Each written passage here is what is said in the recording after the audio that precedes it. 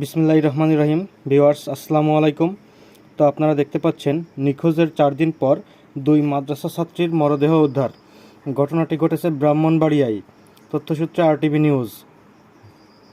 তো দেখি বিস্তারিত। ব্রাহ্মণবাড়িয়ায় নিখোঁজের 4 দিন পর 2 মাদ্রাসা ছাত্রীর মরদেহ উদ্ধার করা হয়েছে।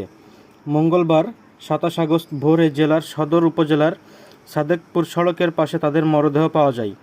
নিখোঁজ 2 ছাত্রীরা হলো সদর উপজেলার নাটাই দক্ষিণ ইউনিয়নের কালিসীমা গ্রামের বিল্লাল মিয়ার মেয়ে নাইমা 13 বছর বয়স ও সাদেকপুর ইউনিয়নের উত্তরপাড়ার আব্দুল বারেক মিয়ার মেয়ে ময়মুনা 15 বছর বয়স। তারা দুজন নাটাই দক্ষিণ ইউনিয়নের পয়াগ ময়না মহিলা মাদ্রাসার শিক্ষার্থী ছিল। জানা গেছে ওই 2 মাদ্রাসা ছাত্রী শুক্রবার রাতে মাদ্রাসায় ছিল। এরপর থেকে তাদের খুঁজে পাওয়া যায়নি। পরিবারের পক্ষ থেকে